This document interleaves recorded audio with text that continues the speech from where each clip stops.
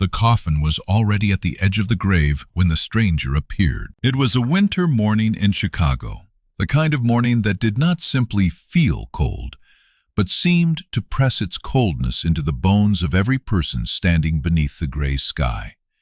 At Lakeview Cemetery, the wind moved over the open ground with a low, bitter sound, lifting the black veils of wealthy widows, tugging at the collars of expensive coats, and rattling the bare branches above the Sterling family plot. No one spoke unless they had to. Even the reporters were quiet. They stood behind the velvet ropes with frozen hands wrapped around cameras, watching as one of the most powerful women in America was prepared for the earth. Victoria Sterling was dead. That was what the world had been told. She had been the woman behind Sterling Global, a company so large that its name appeared on hospital equipment, clean energy patents, research laboratories, shipping contracts, and skyscrapers in cities where most people would never step. She had been praised by magazines, feared by competitors, and studied by business schools. To the public, she was polished steel in a black suit, a woman who could walk into a room of billionaires and make every man at the table sit straighter. But that morning, she was only a still body inside a bronze coffin. The coffin gleamed darkly beneath a layer of frost. It was beautiful in the way expensive things can be beautiful, even when they are built for grief. Its polished handles caught the weak winter light.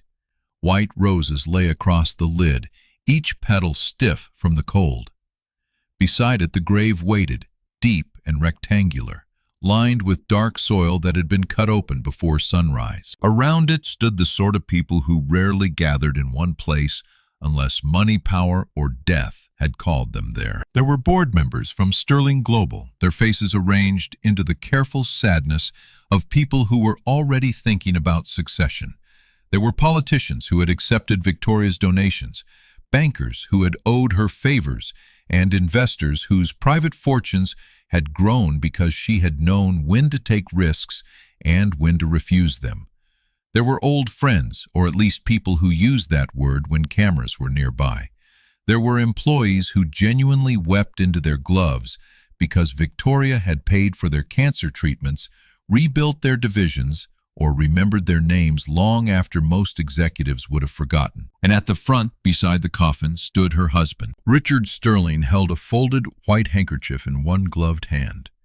Every few moments, he pressed it beneath his eyes, not quite covering his face, never long enough to hide from the cameras. His black overcoat was cut perfectly. His silver hair was combed back. His jaw trembled at the correct moments.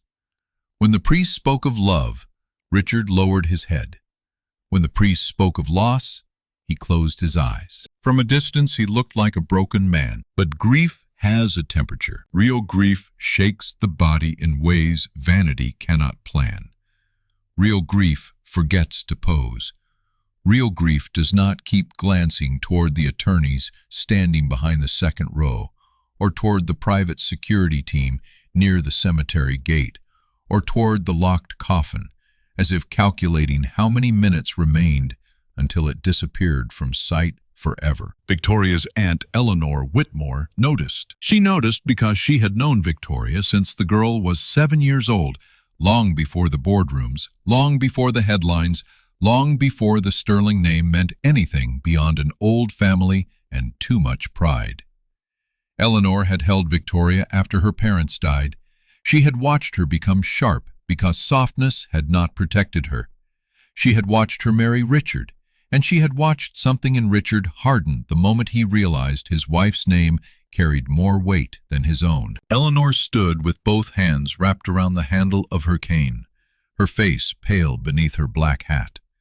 She was 81, but the cold did not make her tremble. Something else did. The death had been too sudden. Victoria had been alive 3 days earlier. Tired, yes, but alive. She had called Eleanor late at night and told her she needed to speak in person. Her voice had sounded low and strange, as though someone might be listening. She had said there were changes coming. She had said she had trusted the wrong people. And when Eleanor had asked what that meant, Victoria had gone quiet for a moment before saying that if anything happened to her, Eleanor should not let Richard rush the family. The next morning, Victoria Sterling was pronounced dead. The explanation came quickly, too quickly. A cardiac collapse, a rare complication, a private physician present, no sign of violence, no need, Richard insisted, for public spectacle or invasive delay. Victoria had valued dignity, he said. Victoria would have wanted the funeral private, prompt, and elegant. And somehow, by the second morning, the funeral had already been arranged. By the third, the coffin stood at the grave, Eleanor had argued. Richard had embraced her in front of witnesses and told her grief was making her suspicious. The doctor had signed the papers. The household staff had been sent away. The family attorneys had been told to wait until after the burial. Every question had been answered with a calmness that sounded like compassion if you did not listen too closely. Now the priest finished the final prayer. His voice, steady and solemn, faded into the wind. The cemetery workers stepped forward. One of them reached for the straps that would lower the coffin into the ground. That was the moment a voice tore through the morning. Stop. It came from beyond the iron fence. Not from the family, not from the board, not from the reporters. The voice was rough, broken, almost swallowed by the wind, but it carried across the cemetery with a desperation that made heads turn before anyone understood the words. Stop. She is still alive. For one stunned second, no one moved. Then the crowd shifted as a man forced his way through the gate. He did not belong there. Everyone could see that before he said another word. His coat was torn at one sleeve and too thin for the weather. His boots were mismatched, one lace tied with a strip of cloth. His beard was gray and tangled. His hair hung beneath a wool cap that looked as though it had been pulled from a donation bin years ago. His cheeks were hollow, his hands red from the cold, his eyes wild with fear and exhaustion. Security moved at once. Two men in black coats seized him before he could reach the grave. The stranger fought not with the strength of someone trying to attack, but with the panic of someone trying to stop a door from closing forever. "Open the coffin," he shouted. "Please, open it now." A murmur passed through the mourners. Some stepped back in disgust. Others lifted phones. A woman near the front whispered that someone should call the police. One of the board members, a man who had once praised Victoria's charity work in a televised interview, stared at the stranger, as if poverty itself had become an offensive smell. Richard's head snapped up. For the first time that morning, his face changed too quickly for performance to catch up. It was not sorrow that crossed it. It was fear, only for a breath. Then anger covered it. "Get him out," Richard said. His voice cracked loudly enough for the reporters to hear, and he used that crack the way a practiced man uses a tool. He stepped toward the stranger, one hand pressed against his chest. "This is my wife's funeral. Have you no shame?" The stranger, still held by security, stared at him with such fierce recognition that Eleanor felt the ground tilt beneath her. "Your wife is not dead," the man said. "You know she is not dead." The murmuring grew louder. Richard turned toward the crowd, his face twisted with outrage.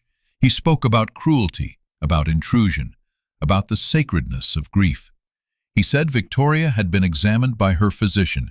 He said a death certificate had been signed.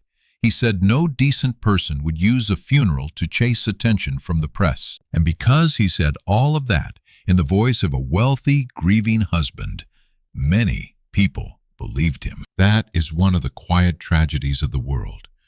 A man in a tailored coat can tell a clean lie, and people will call it reason. A man in torn boots can tell the truth with a shaking voice, and people will call it madness. The stranger heard the judgment passing over him. He saw the faces closing. He had lived with those faces for years, but he did not lower his eyes. "My name is Samuel Reed," he said. "I slept under the lower bridge near the service road last night.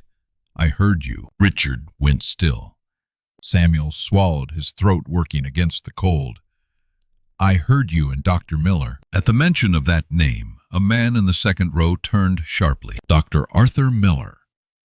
Victoria's private physician had been standing with the family. He was a thin man in his 60s with polished shoes and a scarf folded neatly over his coat. Until that moment, he had worn a face of professional sadness, modest and grave, as though he were carrying the private burden of a doctor who had lost a patient. Now the color moved out of him. Samuel saw it. Eleanor saw it. Richard saw Eleanor seeing it. "Enough," Richard said. "This man is delusional." Samuel strained against the guards. "You said the dose would hold her long enough. You said ordinary monitors would miss it. You said once the coffin was sealed and buried, no one could prove anything." A silence fell so suddenly that even the wind seemed louder. The reporters stopped whispering. The cemetery workers looked at each other. Dr. Miller's lips parted, but no sound came out. Richard laughed once, a hard, ugly sound meant to break the tension. "This is obscene." But he did not ask what Samuel meant. He did not ask why a stranger would say such a thing. He did not ask where the bridge was. He only looked at the guards and said more sharply this time, "Remove him." Samuel's face changed. Not because he was afraid for himself, but because the coffin was still there, still closed, still inches from the straps. He looked past Richard, past the priests and cameras, past the expensive coats and guarded faces, until his eyes found Eleanor. Maybe he saw that she was not dismissing him. Maybe he saw grief there and fear. He spoke to her instead of the crowd. "Ma'am," he said, and his voice lowered rough with pleading. "I know how I look. I know no one here has a reason to trust me. But if I am wrong, I will go with the police. I will take whatever charge they give me. I will never come near your family again. But if I am right, and you lower that coffin now, she will not be pretending to be dead anymore.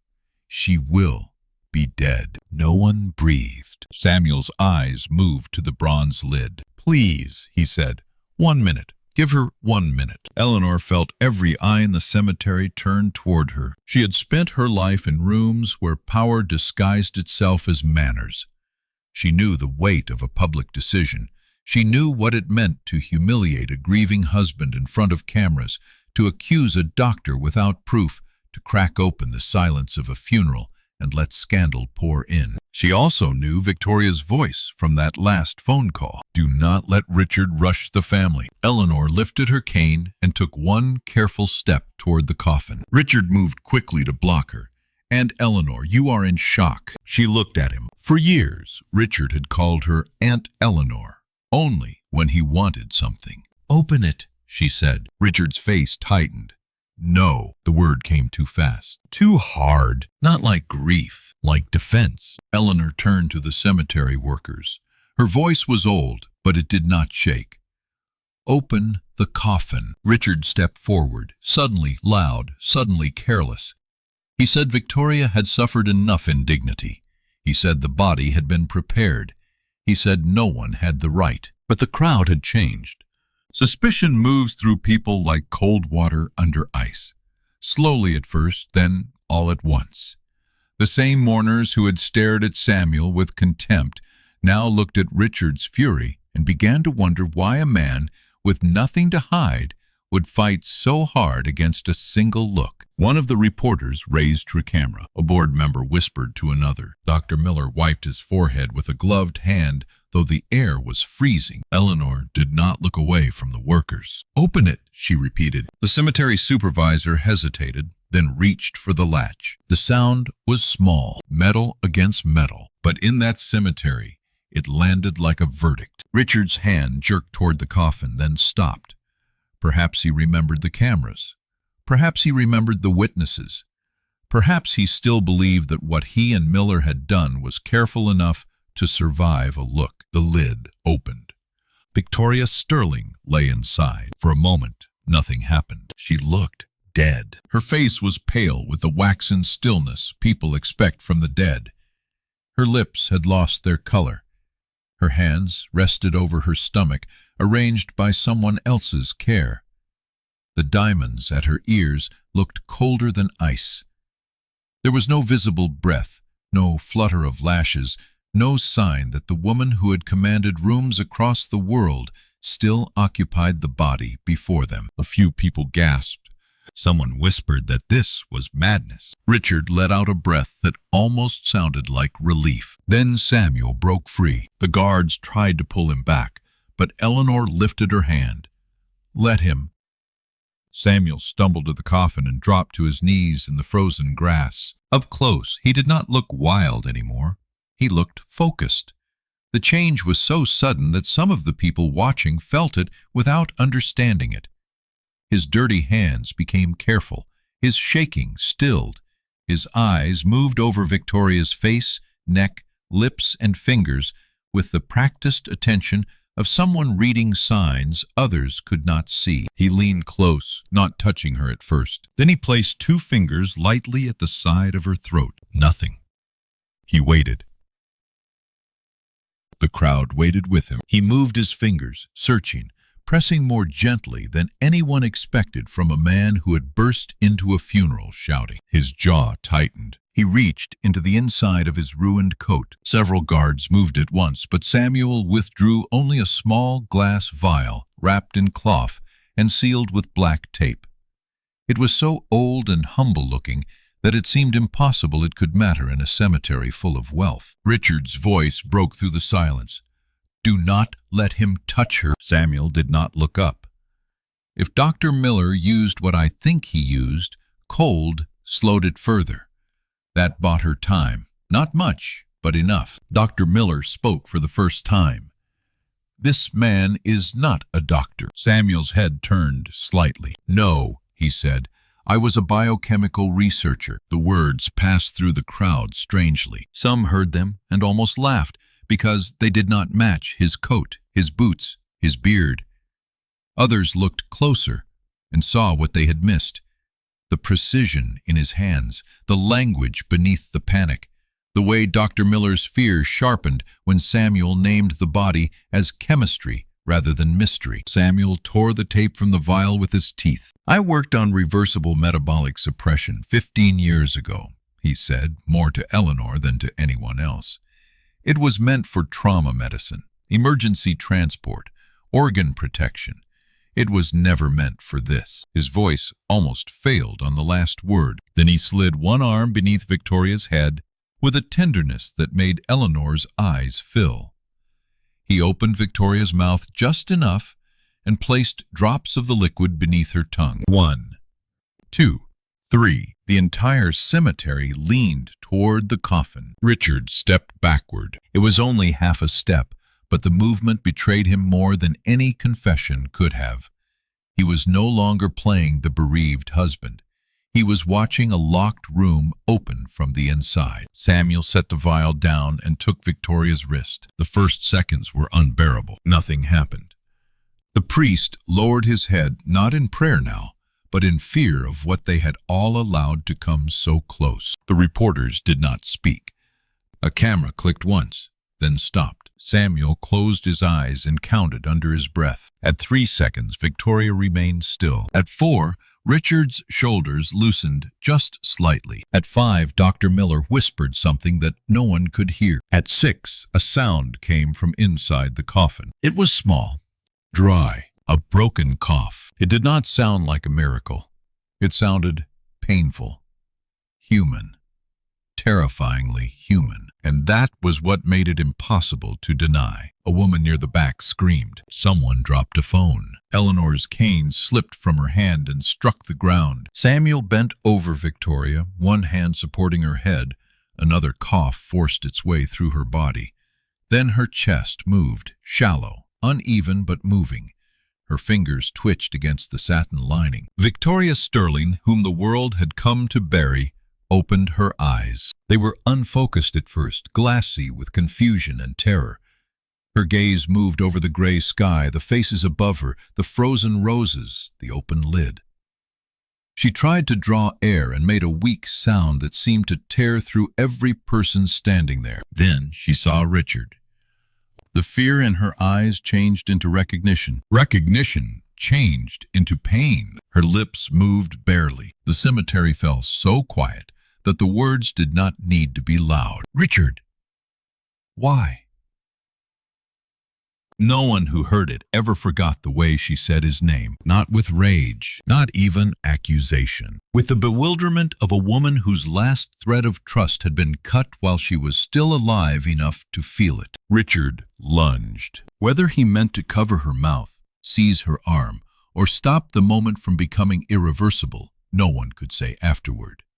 He moved toward the coffin with a desperation so sudden that security reporters, board members, and even the priest reacted at once. Samuel rose between him and Victoria. A guard grabbed Richard from the side. Eleanor shouted for someone to call an ambulance. In the struggle, Richard's coat pulled open. Something small slipped from his inner pocket and struck the frozen ground. It rolled once, glittering beneath the gray light. A syringe, not an empty pen, not a medical keepsake. A syringe with a narrow capped needle and a trace of amber liquid still trapped inside. For a breath, everyone stared at it. Then cameras exploded. Flashes cut through the cemetery. Reporters surged against the ropes. A board member cursed under his breath. Dr. Miller stepped backward, then another step, his polished shoes sinking into the soft earth at the edge of the grave. Richard looked down at the syringe as if it had betrayed him, and perhaps in a way it had. The thing he had trusted to silence his wife had fallen at his feet in front of half the city's power structure and every camera he had invited to admire his grief. Victoria coughed again. Samuel turned away from Richard, as if the man no longer deserved the center of the moment. He wrapped his coat around Victoria's shoulders, though it was too thin to warm anyone, and spoke softly enough that only she and Eleanor could hear. He told her she was safe. He told her to breathe slowly. He told her not to fight the air. Within minutes, the cemetery was no longer a funeral. It was a crime scene. The velvet ropes were pushed back. Police cars arrived with lights spinning against the marble stones. Paramedics ran over the frozen grass carrying equipment. Victoria was lifted from the coffin and placed on a stretcher, while the same people who had come to watch her buried now watched her blink against the cold, alive, shivering and staring at the husband who had nearly placed her beneath the ground. Richard kept saying it was not what it looked like. He said he had carried the syringe because Dr. Miller had given it to him for emergency anxiety medication. He said Samuel had planted doubt in a vulnerable moment. He said everyone was confused. He said Victoria was disoriented. But panic makes liars greedy. They keep adding explanations, hoping one will catch. Dr. Miller said nothing. That silence did more damage than Richard's words. Samuel sat on the grass after the ambulance doors closed, as if the force that had carried him into the funeral had finally left his body. His hands shook again. His face looked older. A police officer asked him questions, and he answered with careful detail, naming the bridge, the time, the words he had heard, the path Richard had taken, the black town car, the doctor's voice, the phrase about the dose. Holding through burial. One of the reporters tried to photograph him up close. Samuel turned his face away. He had not come there to be a symbol. He had come because he had heard two men discuss a living woman as if she were already a piece of property. By sunset, the story was everywhere. The billionaire who woke in her coffin, the husband with the syringe, the homeless man who stopped the burial. That was the headline the world liked best. Homeless man saves billionaire from being buried alive. It was clean. It was shocking. It made people click. But like most headlines, it was too small for the truth. Because Samuel Reed had not always been the man in the torn coat, and Victoria Sterling had not been saved only from the grave. To understand what happened next, you have to understand who Samuel had been before the city learned his name. Years earlier, Samuel Reed had worked in a laboratory outside Boston, the kind of place where brilliant people spoke in quiet voices and wrote equations on glass walls. He was not loud. He was not political. He did not know how to flatter donors, but he had a gift for seeing patterns in systems that overwhelmed other minds. His research focused on compounds that could slow cellular damage during trauma. It was delicate work dangerous if misunderstood, but full of promise.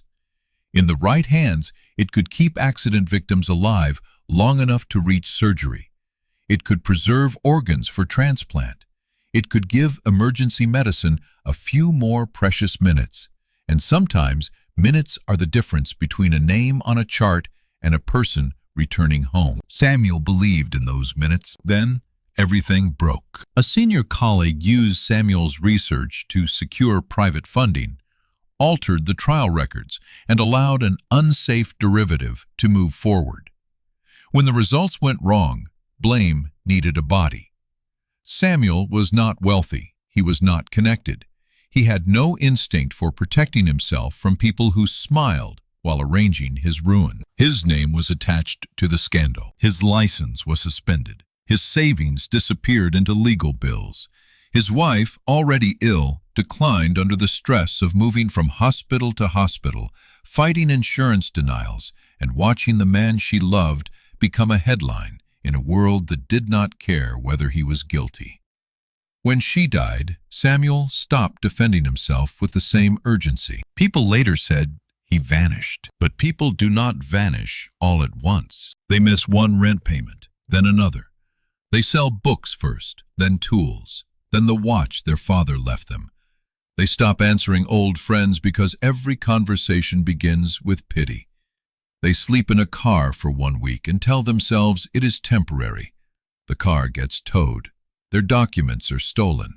Their body learns the map of shelters, train stations, underpasses, church basements, and alleys that block the wind. Samuel did not become invisible because he lacked worth. He became invisible because society is very good at looking past pain when pain is not dressed in a way that feels respectable. For 7 years, he survived in the city. He fixed small things when people let him: a broken radio, a heater in a shelter office, a clinic refrigerator that kept failing during vaccine storage.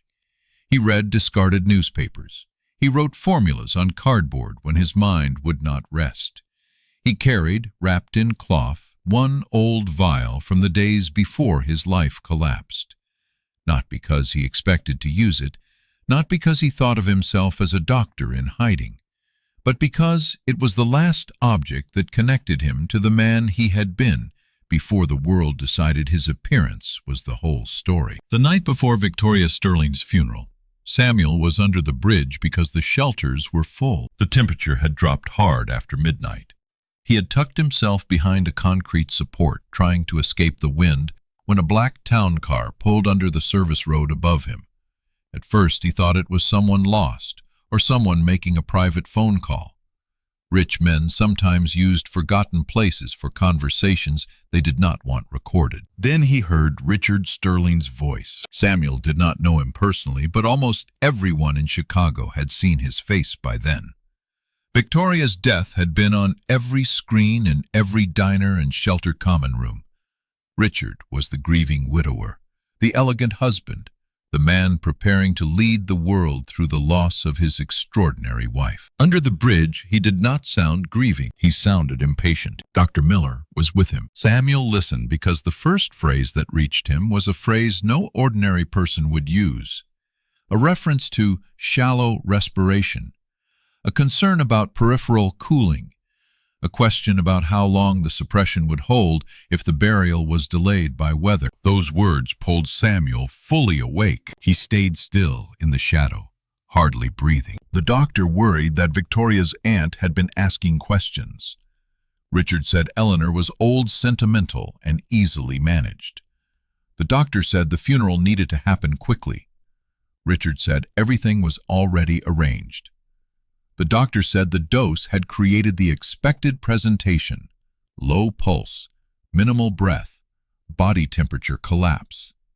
No standard device in that house would catch it now. Then Richard said the sentence that sent Samuel running before dawn. He said that once the lid closed and the ground covered her, Victoria Sterling would become the only witness no one could cross-examine. Samuel did not sleep after that. He went first to a police station. But look again at the man he was. Torn coat, no address, no clean identification. A story about a billionaire who was not dead and a husband plotting murder beneath a bridge. The desk officer did not laugh at him, not exactly, but he told Samuel to wait while someone checked.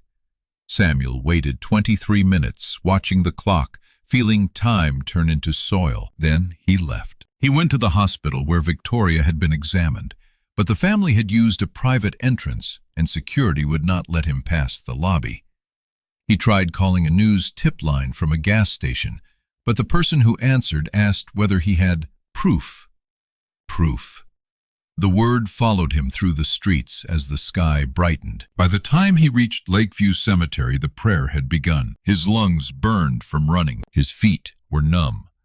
He arrived with no proof that mattered to powerful people, only a memory, an old vial, and the unbearable knowledge that if he hesitated, a living woman would disappear beneath him. That was why he shouted. That was why he fought the guards. That was why he was willing to be called mad by people who had never gone hungry long enough to understand what real desperation looks like. Victoria survived the first night in the hospital, though barely. Her body had been dragged so close to the edge that doctors later admitted it was a miracle she did not suffer irreversible damage. She was placed under guarded care. Specialists came in and out of the room. Police stood in the hall. Eleanor sat beside her bed, refusing to leave even when nurses urged her to rest. When Victoria fully regained consciousness, the first thing she asked was not about the company. It was not about the press. It was not even about Richard. She asked whether the man from the cemetery was real. Eleanor took her hand and said yes. Victoria closed her eyes. There are memories the mind stores without full pictures. For Victoria, the hours before the coffin came back in fragments. A glass of water beside her bed. Dr. Miller's hand adjusting something near her wrist. Richard standing by the window, his face half reflected in the dark glass. Her own body growing heavy with a speed that frightened her. The attempt to speak. The failure of her tongue. The sound of Richard saying her name, not with concern but with irritation, as though her survival had become inconvenient. Then came the deeper darkness. She could not move. She could not open her eyes. But she was not gone. She remembered voices around her. The housekeeper crying. Dr. Miller saying there was nothing more to do. Richard calling someone and speaking in a low voice about timing. She remembered being cold. She remembered being lifted. She remembered the faint pressure of someone arranging her hands, the smell of flowers, the closing of a lid. That was the memory that woke her screaming in the hospital 2 days later. Not the grave, the lid. The knowledge that she had been trapped inside her own funeral before the burial even began. When investigators took her statement, Victoria spoke slowly. Her voice was damaged from the drug and from the first harsh breaths that returned to her body in the cemetery. But she did not soften anything. She described Richard's recent behavior, his pressure to sign emergency voting documents, his irritation when she postponed a board meeting, his anger when she asked for an independent review of several research subsidiaries. She described the phone call to Eleanor. She described a file she had hidden. That file became the second grave Richard fell into. At Sterling Global, Victoria had built a system of control so intricate that even Richard, who had lived beside her for years, did not understand all of it. He had assumed her power was in her shares, her public image, her name on the tower. But Victoria's true power had always been in records. She believed signatures mattered. She believed dates mattered. She believed private instructions should be written before crisis, because crisis is when liars move fastest. Weeks before her death, she had discovered that Richard was quietly meeting with investors behind her back, not merely planning for succession, planning to force control of Sterling Global through a chain of emergency medical declarations board panic and manipulated trust provisions. Dr. Miller had provided letters suggesting Victoria was under extreme stress.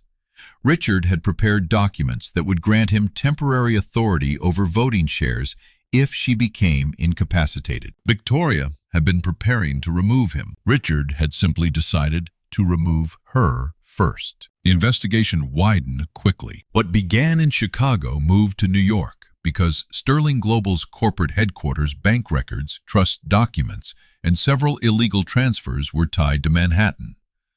Federal prosecutors found wire communications, shell consulting agreements, payments to Dr. Miller routed through a medical research charity that existed mostly on paper.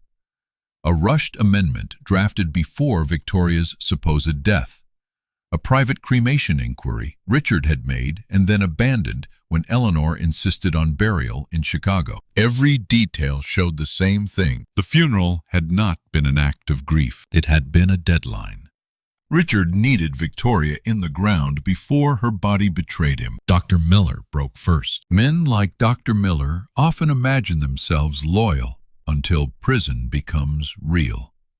Then, loyalty becomes a story they tell about someone else. He admitted that Richard had pressured him for months. He admitted he had obtained a restricted compound through an old research contact. He admitted the death confirmation had been staged around the drug's lowest detectable window. He insisted he had believed the burial would happen only after death became certain, a claim so cowardly that even the prosecutor paused before responding. Richard denied everything. He denied the plan. He denied the payments. He denied the conversation under the bridge. He denied knowing the syringe was in his coat. He denied the fear the world had seen on his face when Victoria coughed inside her coffin. But denial is weakest when a dead woman returns to answer it. The trial in Manhattan became a national event. Outside the courthouse, crowds gathered behind barricades. Some came because they loved scandal. Some came because they had followed Victoria's career for decades. Some came because Samuel's story had touched something raw in them, a memory of being ignored, mocked, or dismissed when they were telling the truth. Inside the courtroom, Richard looked smaller than he had at the funeral. Without the cemetery, without the black coat, without the role of grieving husband, he was just a man sitting at a defense table, while the evidence he had tried to bury rose piece by piece around him. Victoria testified on the fourth day. She entered slowly, not because she wanted sympathy, but because her body was still recovering. Her hair, once always perfect, had been cut shorter after the hospital stay. Her face was thinner. Her voice was quiet. But when she took the oath, the room seemed to remember who she was. She did not cry while describing the coffin. That made it worse. She told the jury about the strange awareness that had remained inside her body. She told them she heard Richard near her, heard him say that everything would finally be clean after mourning. She told them she tried to move one finger and could not. She told them fear at that depth did not feel like screaming. It felt like being buried inside yourself. Then the prosecutor asked what she remembered when she woke at the cemetery. Victoria looked at Richard. Not long, just long enough. She said she remembered cold air, a stranger's hand supporting her head, and her husband's face, not relieved, not grateful, but terrified that she could still speak. Richard looked down. The jury saw it. Ben Samuel testified. The courtroom changed when he walked in. He wore a borrowed navy suit that did not quite fit his shoulders. His beard had been trimmed, but not erased. His hair was combed back. He looked cleaner, yes, but not transformed into someone else. That mattered. He was not there to prove that he had become acceptable. He was there because he had been telling the truth before anyone thought he looked worthy of truth. The defense tried to make him small. They asked about his years without housing. They asked about his missing documents, his arrests for sleeping in public places, his mental state, his lack of current medical credentials. They asked whether he resented wealthy people. They asked whether he had hoped to become famous. They asked whether he understood how absurd his story sounded. Samuel answered without anger. He said he understood exactly how absurd it sounded. He said that was why he had tried the police first. That was why he had gone to the hospital. That was why he had reached the cemetery almost too late. Then he explained the chemistry, not theatrically, not to impress. Simply and clearly, the way a patient teacher explains a dangerous machine. He described what a metabolic suppressant could do if misused. He described why Victoria's body looked dead. He described why the cold could extend the window. He described why common equipment in the hands of someone expecting death could miss life. For the first time, the jury did not see a homeless man who had interrupted a funeral. They saw a scientist whose life had been buried before his body ever was. The defense attorney made one final mistake. He asked Samuel why, after losing so much, he had risked arrest for a woman he did not know. Samuel was quiet for a moment. Then he said that when a person is ignored long enough, they learn the sound of doors closing. He had heard that sound in Richard's voice under the bridge. A door closing over a living woman. And he could not let another human being disappear just because everyone preferred a cleaner story. That answer traveled farther than any headline. Clips of it were played across the country, not because it was polished, but because it was not. It came from a place no public relations team could manufacture. Richard was convicted on charges tied to attempted murder, medical fraud conspiracy, and financial crimes. Dr. Miller was convicted as well, though his cooperation reduced what might have been an even harsher sentence. When Richard was led from the courtroom, no one cried for him. The same public that had once admired his elegant grief now saw it for what it had been, a costume worn by a man who thought a wife's life was an obstacle to ownership. Victoria did not celebrate. That surprised people. They expected her to give a fierce statement on the courthouse steps. They expected triumph, perhaps rage. But Victoria had learned something in the coffin that changed the shape of victory for her. Survival is not the same as healing. Justice can put a guilty man behind bars, but it cannot give you back the hours you spent listening to your own funeral. She stood before the microphones and thanked the medical team, the investigators, Eleanor, and the jury. When she paused, her eyes moved to Samuel, who stood off to the side, uncomfortable under so many cameras. Victoria said the world had almost buried her because it trusted wealth titles and paperwork more than a desperate man telling the truth. She said she would spend the rest of her life remembering that the person who saved her was the person everyone else tried hardest not to see. After that, she left. For several weeks, Samuel tried to disappear again, not under bridges this time. Victoria would not allow that. Through Eleanor, she arranged temporary housing, legal assistance, medical care, and replacement documents. She did not present these things as charity. She presented them as debts the world had failed to pay. Samuel accepted some of it, not all. Pride is complicated when a person has lost almost everything. People think help is easy to receive when you need it badly enough. It is not. Help can feel like another form of being handled, another room where people speak gently because they have already decided your role. Victoria understood that better than most expected. She did not ask Samuel to be grateful on camera. She did not put him in a foundation advertisement.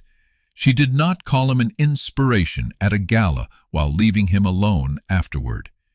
Instead, 1 month after the verdict, she asked him to meet her in a quiet conference room at Sterling Global's Chicago Research Center. Samuel arrived early. The receptionist did not recognize him and nearly directed him to a service entrance. Before the embarrassment could deepen, Victoria stepped out of the elevator herself. That became the first small lesson the building learned. Victoria Sterling did not send an assistant to collect Samuel Reed. She came for him. The research center was all glass, polished concrete, and controlled temperature. Samuel walked through it with the stillness of a man entering a past life. He noticed everything. The calibration logs mounted too low for easy reading. The hum of ventilation over the sample storage corridor. The young researchers pretending not to stare. In the conference room, Victoria offered him a position, special advisor to Sterling Global. Samuel almost laughed because the title sounded like something invented by people who had never slept outside a closed pharmacy in January. Victoria did not smile. She told him Sterling was facing a series of technical failures in one of its biomedical research divisions. She had read his old work. She had also read the files that proved he had been blamed for choices other people made. Her legal team had begun helping him clear his professional record, but she said she was not offering him work out of pity. She was offering it because the company needed people who knew what dangerous systems looked like before they killed someone. Samuel looked at the contract. His hands did not shake this time. He asked what would happen when the board objected. Victoria said the board had recently learned the cost of underestimating people. He asked what would happen if he failed. She said then they would address the failure honestly, which would already make him more trustworthy than half the men who had tried to run her life while she was trapped in a coffin. That was the closest Victoria came to making a joke about it. Samuel accepted. The first weeks were brutal, not because he lacked ability, but because rooms have memories. People looked at him and saw the viral video before they saw the man.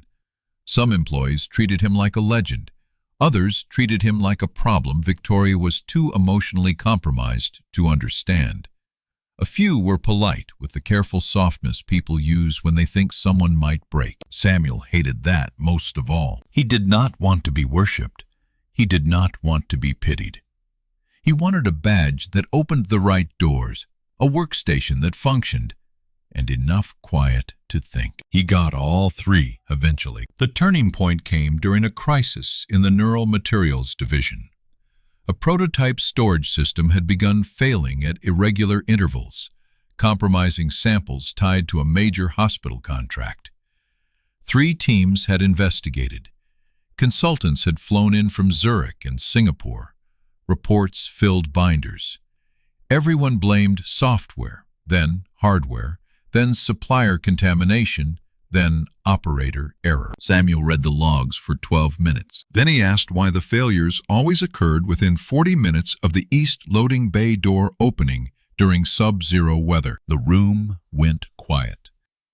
He requested the ventilation schematics. He traced a pressure fluctuation no one had thought mattered because it was too small to trigger an alarm. That fluctuation created microcondensation in a narrow section of the storage line, enough to damage sample integrity without leaving an obvious trail. The system had not been failing randomly. It had been reacting to a building condition everyone had dismissed because it seemed too ordinary. Samuel did not gloat. He asked for a wrench, a sensor recalibration, and a change to the maintenance protocol. The problem stopped. After that, people still stared at him, but differently. Competence has a way of changing a room, slowly, then permanently. Samuel became known for asking questions no one else wanted to ask. Not clever questions, necessary ones. Who signed this exception? Why was the backup alarm disabled? Why are the lowest paid technicians the only people who know the system freezes on Sundays? Why is the complaint log separate from the executive report?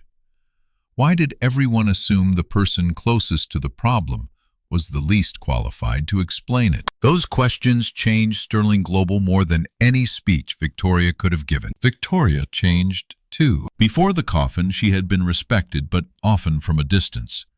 Her leadership had been precise, demanding, and sometimes cold. She had believed fairness meant building strong systems and expecting people to prove themselves inside them. But after her return, she began to understand that many people never reached the door of a strong system. Their clothes stopped them. Their record stopped them. Their address stopped them. Their lack of one document, one reference, one clean-looking history stopped them before their ability could ever be tested. Samuel did not teach her that through lectures. He taught her by existing in rooms that had not been designed to imagine him. Together, they built what became the Sterling Second Chance Initiative. At first, the board thought it would be a public relations move, a clean way to soften the company's image after the scandal. Victoria made it clear it would be anything but decorative. The initiative created housing partnerships for people leaving shelters. It funded legal document recovery, job training, addiction treatment, mental health care, and re-entry programs for people whose old mistakes had become permanent walls. It opened paid apprenticeships inside Sterling facilities, not symbolic internships that photographed well, but real work with mentors, wages, and paths to certification. Samuel insisted on one rule. No one would be used as a redemption story without consent. No posters of sad faces, no fundraising videos built on humiliation, no asking people to perform their pain so donors could feel generous. Help, he said, should not require a person to become content for someone else's conscience. Victoria agreed. That rule became the soul of the program. Years passed. The cemetery faded from the front pages, but it did not fade from the people who had stood there. Eleanor kept the white roses from the coffin pressed between the pages of an old family Bible. She said she did it not because they were beautiful, but because they reminded her that urgency can be holy when it protects the living. Dr. Miller died in prison before completing his sentence, a man remembered mostly as a warning. Richard Sterling appealed twice and lost twice. The world moved on from him faster than he expected. That may have been the cruelest punishment for a man who had believed attention was a form of oxygen. His name became attached not to power, but to cowardice, to the husband who cried beside a coffin he had filled too early, to the man exposed by the wife he failed to bury, and the stranger he failed to silence. Victoria never visited him. People asked why. She said, "There are some doors you do not reopen after surviving the room behind them." Samuel remained at Sterling, not as a mascot, not as a rescued man kept near the powerful woman he had saved. He worked. He argued. He irritated executives who preferred smooth presentations over honest warnings.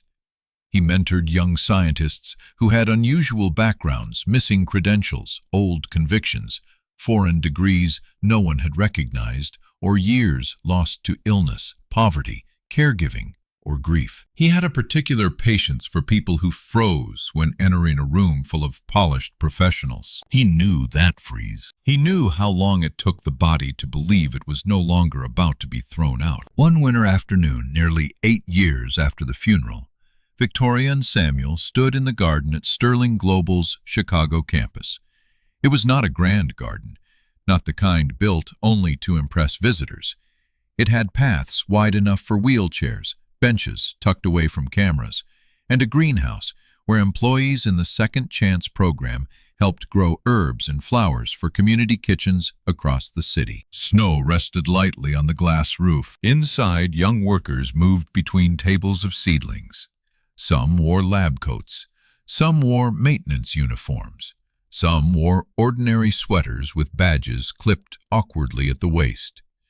They were laughing over something small, the kind of laughter that belongs to people who are tired but safe. Victoria watched them through the glass. Her hair was silver now, not hidden, not softened into a color chosen by consultants. The lines on her face had deepened, especially around the mouth, but they did not weaken her. They made her look more real than the woman on the old magazine covers. Samuel stood beside her, hands in the pockets of a good wool coat he had owned for years and still treated carefully. He looked at the workers, then at the garden beds buried under snow. Victoria said betrayal can push a person so far down that they begin to believe the darkness is the whole world. Samuel did not answer right away. He watched a young woman inside the greenhouse show another worker how to adjust a sensor. Her movements were nervous but proud. Then Victoria said the words she had carried since the cemetery. Truth has a way of rising from the ground, not loudly at first, not always in the form people respect. Sometimes it rises through an old woman's doubt, sometimes through a shaken voice at the edge of a funeral, sometimes through a man everyone mistakes for nothing because his coat is torn and his name has been forgotten, sometimes through a cough from inside a coffin. But it rises, and when it does, the people who buried it are often the first to tremble. Samuel looked at her and smiled faintly. He had never become a man who liked speeches, but he had learned to accept that some truths deserve to be spoken where others could hear them. The world likes to pretend it knows who matters. It looks at tailored suits and assumes competence. It looks at clean hands and assumes honesty. It looks at polished grief and assumes love. Then it looks at a person sleeping under a bridge and assumes there is nothing there worth listening to. But on the coldest morning of Victoria Sterling's life, every powerful person at that cemetery was wrong. The mourners were wrong. The guards were wrong. The doctor was wrong. The husband in the perfect black coat was wrong. The only person who understood the truth was the man they tried to drag away. That is the part of the story worth remembering. Not just that Victoria Sterling woke up in her coffin, but that she woke because Samuel Reed refused to let shame, poverty, or public contempt make him silent. He had lost his career. He had lost his home. He had lost the respect of people who once called him brilliant. But he had not lost the part of him that recognized a human life as sacred. He had not lost the courage to be mocked for the truth. He had not lost the ability to stand between power and a grave. And because of that, 2 lives were saved. Victoria was saved from the earth. Samuel was saved from being erased. One returned from a coffin. The other returned from a world that had buried him while he was still walking. So if this story stays with you, let it stay in the right place. Not only in the shock of the open coffin, not only in the satisfaction of a guilty man exposed, but in the quieter question it leaves behind. How many truths have we ignored because they came from someone dressed in pain? How many people have we dismissed because their suffering made them inconvenient to look at? How many voices have been called unstable, dramatic, impossible, or unworthy simply because they did not come wrapped in status? Never judge a human being by the coat they wear, the street they slept on, or the silence other people placed around their name. Sometimes the person who looks like they have lost everything is the only one brave enough to protect what still matters. And sometimes when the world is ready to bury the truth, it takes one ignored voice to make everyone stop. If you believe no one should be judged by appearance alone, comment, "The truth will always live again." And do not forget to subscribe for more dramatic, emotional, and unexpected stories. The next one may make you look at life with completely different eyes. The first mistake they made was assuming the woman at the side entrance was nobody. She arrived at the Harrington Grand Hotel just before 7, with rain still shining on the marble steps and black cars sliding up to the front doors like they owned the night. Inside, 300 guests were gathering for the Vance Foundation Gala, an annual event famous for polished speeches, expensive gowns, silent auctions, and photographs that made wealthy people look generous for one evening. The woman at the side entrance wore a simple black dress. No diamonds, no designer clutch, no security detail. Just a folded invitation in one hand and an old silver fountain pen tucked carefully into the small pocket of her coat. Her name was Mira Vance, and for the first 10 minutes, nobody in that building treated her like a guest. The front desk said her name was not on the main list. The event coordinator looked her over once and decided she belonged with the temporary staff. A younger assistant pressed a tray into her hands before Mira could finish explaining, and when Mira quietly said she had been invited by the board, the assistant smiled with the kind of smile people use when they have already decided not to listen. So Mira stood there holding a tray of champagne glasses at a gala named after her dead father. Not just named after him, built from his life, funded by his work, advertised with his portrait, filled with people who repeated his favorite phrases without remembering the man who had lived them. Across the ballroom, under a chandelier bright enough to make every secret look expensive, Celeste Harrington was already greeting donors as if the foundation had always belonged to her. Celeste wore white satin and emeralds, the kind of elegance that demanded witnesses. Her hair was perfectly swept back. Her hand rested lightly on the arm of her son, Julian, who had inherited his mother's confidence without earning her discipline. Together they stood beneath a banner that read in gold letters, honoring the legacy of Thomas Vance. Mira saw the banner and felt something inside her tighten, because Thomas Vance had not built his legacy for banners. He had built it for children who ate dinner from hospital vending machines while their parents worked double shifts. He had built it for night nurses, ambulance drivers, cafeteria workers, janitors, porters, and the quiet people who kept a city breathing while nobody clapped for them. He had built it because he understood invisibility. And now his name was being used to raise money from people who would not have recognized him if he had walked in carrying a mop. That was the cruelest part. Not the mistake at the door, not the tray in Mira's hands, not even the way people brushed past her without meeting her eyes. The cruelest part was that everyone in that room had come to praise Thomas Vance while supporting the very people who had spent years erasing his daughter from the story. Mira did not correct them right away. She could have. There were documents in her bag that could have turned the evening in another direction before the first course was served. There was an envelope from a law firm.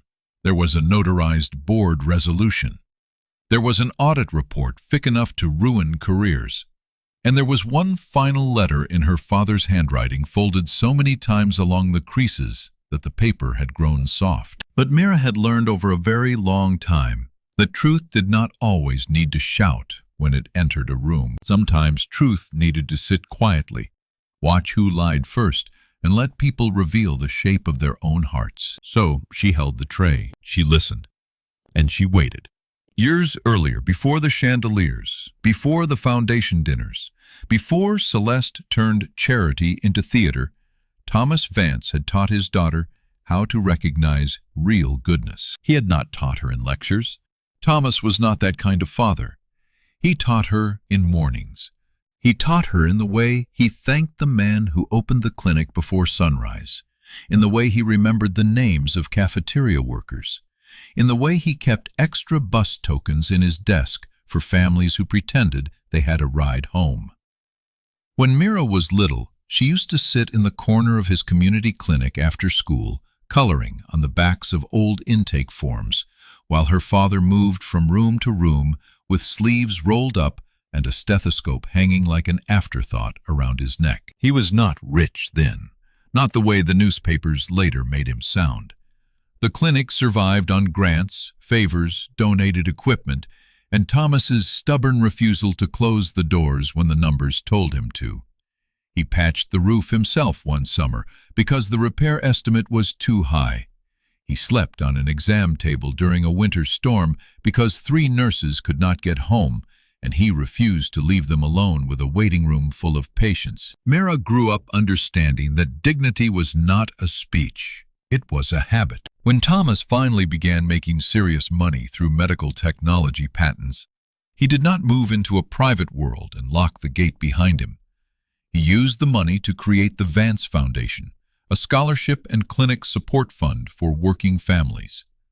The first board meetings happened around his kitchen table. The first scholarship letters were typed by Mira when she was 16, with her father pacing behind her, worried that the words sounded too formal. He wanted every recipient to feel chosen, not pitied. That was Thomas. He could negotiate with investors in the morning and spend the afternoon fixing a broken wheelchair ramp because the contractor was late. He had the rare gift of becoming successful without becoming impressed by himself. Then Celeste entered their lives. She arrived at a fundraiser in a navy dress with a laugh that traveled across the room before she did. She was charming, polished, and impossible to ignore. She told Thomas she admired his mission. She told Mira she had always wanted a daughter. She told the board that foundations needed public visibility if they wanted major donors. Some of that was true. Celeste did help raise money. She knew how to speak to people who measured compassion in tax receipts. She knew which donors wanted photographs, which wanted naming rights, and which wanted to be told they were brave for doing something comfortable. Thomas saw the usefulness in that. He believed people could come to generosity through many doors. Mira tried to believe that too. But over time, Celeste's interest in the foundation changed the temperature of the house. The kitchen table meetings moved into rented venues. Scholarship recipients became background stories for donor packets. The old clinic workers were invited less often because Celeste said large donors preferred a refined atmosphere. Mira noticed the language changing first. Families became cases. Nurses became support demographics. People who had once been treated as the center of the mission became evidence for the mission. Thomas pushed back, but gently at first. He was a man who believed in repairing before removing, and Celeste understood that gentleness. She knew how to make every boundary sound like an insult to her effort. When Thomas wanted scholarship students seated among donors, Celeste said he was making them uncomfortable. When he wanted clinic staff recognized on stage, Celeste said there was not enough time. When Mira questioned the rising event costs, Celeste laughed softly and told her that idealism was easier when someone else paid the invoices. Mira was 21 then, old enough to understand cruelty, but still young enough to think truth would protect itself if spoken clearly. It did not. The year Thomas died, the foundation was already drifting away from him. His death came too quickly, on a gray morning in March, from a heart condition he had dismissed as exhaustion. One day, he was at the clinic, promising to come home for dinner. The next, Mira was standing in a hospital corridor with her palms pressed together so tightly her fingers went numb. Grief made the world quiet in a way she had never known. Not peaceful quiet, hollow quiet, the kind where every sound seems to arrive from far away. At the funeral, Celeste performed sorrow beautifully. She held tissues she did not use. She greeted every donor by name. She placed herself beside Thomas's portrait and accepted condolences like offerings. Julian, who had never cared much for the foundation except as a source of connections, suddenly spoke of his stepfather's vision as if he had spent his life studying it. Mira stood near the back, stunned by how quickly people adjusted to her absence. After the funeral came the meetings. Lawyers, accountants, board members, closed doors. Celeste explained that Thomas had been too trusting, that the foundation needed stronger leadership, that Mira was grieving, fragile, unprepared. The words were soft, but their purpose was sharp. Mira was slowly moved away from everything her father had built, not by one dramatic betrayal, but by 100 polished exclusions. Meeting times changed without notice. Documents arrived late. Her questions were called emotional. Her objections were described as disruption. And when she found inconsistencies in the accounts Celeste suggested with sympathy in her voice, and witnesses in the room that grief could make people see patterns where none existed, that was the first time Mira understood how dangerous elegance could be. Then came the will. Thomas had left Myra the family home, several personal belongings, and a small independent trust. But control of the public-facing foundation, according to the documents presented that year, moved temporarily to Celeste as executive chair, with Julian in charge of donor relations. The explanation was that Thomas wanted continuity during Myra's period of mourning. Mira read the wording over and over. It sounded almost like him in places, but not enough. The sentences were too careful, too convenient. Still, she was exhausted. She had buried her father. She had lost her place in the foundation. She had been told by people in expensive suits that contesting the matter would damage the very mission she claimed to love. So she stepped back. Not because she believed Celeste. Not because she stopped caring. She stepped back because she needed to survive long enough to understand what had been done. The years that followed did not look dramatic from the outside. Mira sold the family house after discovering Celeste had already used it as collateral for foundation-adjacent debt.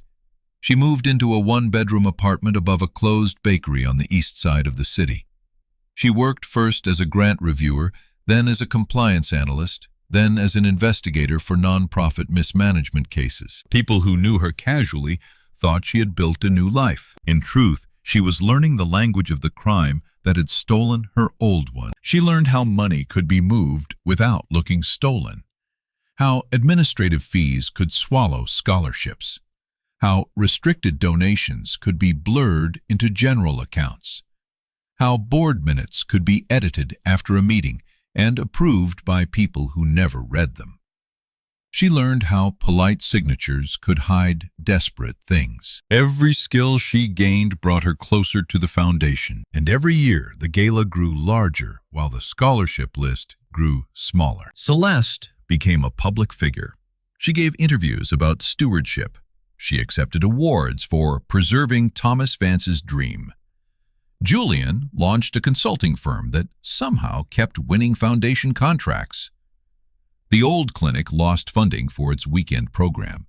The scholarship for children of hospital workers, Thomas's favorite, was quietly reduced, then paused, then replaced by a leadership fellowship for young philanthropists who already had powerful families. Mira watched all of it. She watched from the outside while collecting receipts, minutes, emails, vendor contracts, bank records, and donor letters. She watched as Celeste built a beautiful machine that fed on the name of a man who had hated performance without service. But the turning point came from a storage box. It was not even hidden well. It had been sitting for years in the basement of the old clinic, behind broken chairs and outdated patient folders labeled with a word no one cared enough to investigate: kitchen. Inside were mugs, holiday decorations, an old cardigan, and several folders wrapped in plastic. One folder contained handwritten notes from Thomas.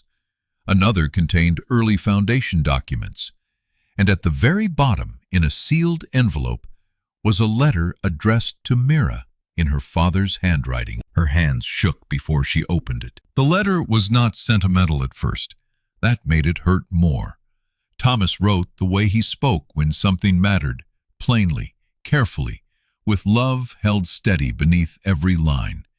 He told Mira that if she was reading the letter, then something had gone wrong. He wrote that he had begun to worry about Celeste's direction for the foundation. He wrote that he had taken legal steps to protect the original scholarship fund from being redirected.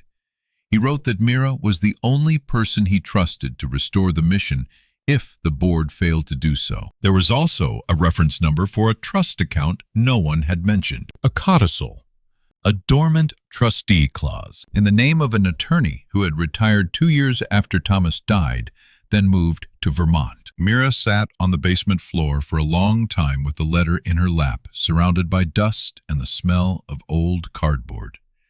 She did not cry right away. Grief by then had become quieter.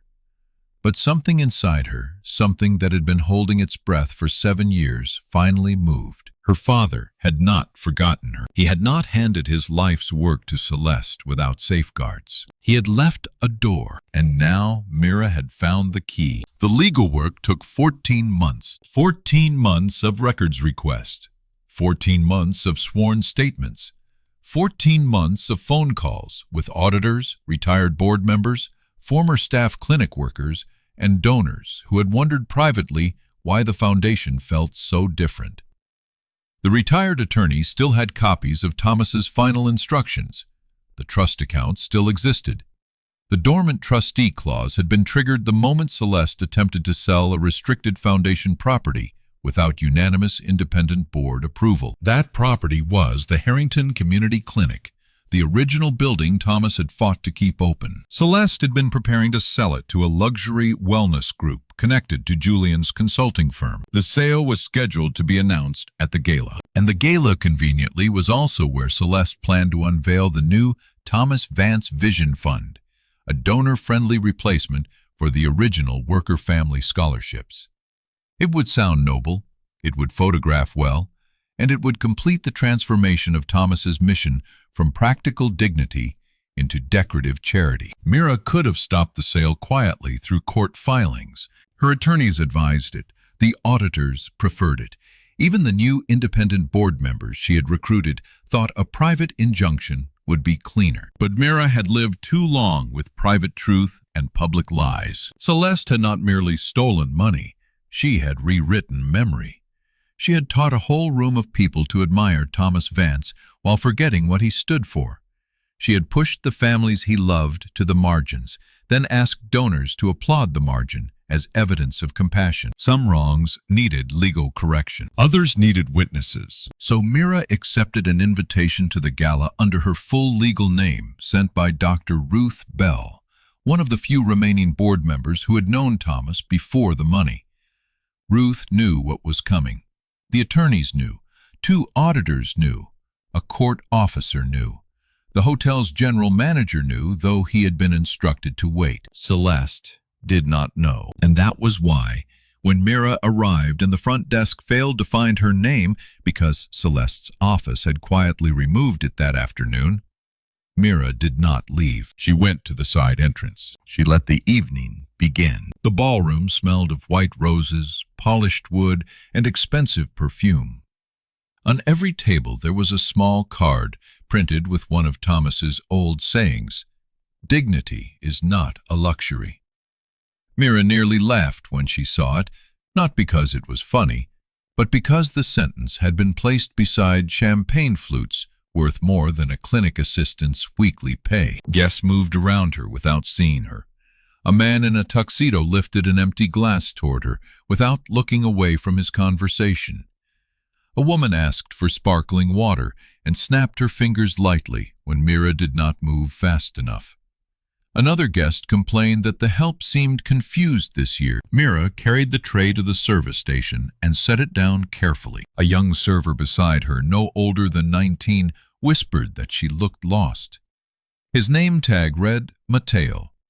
His bow tie was slightly crooked, and his face had the nervous concentration of someone trying not to make a mistake in a room waiting to judge him. Mira told him quietly that she was not part of the staff. Mateo glanced toward the coordinator, then back at her, and his expression changed from confusion to worry.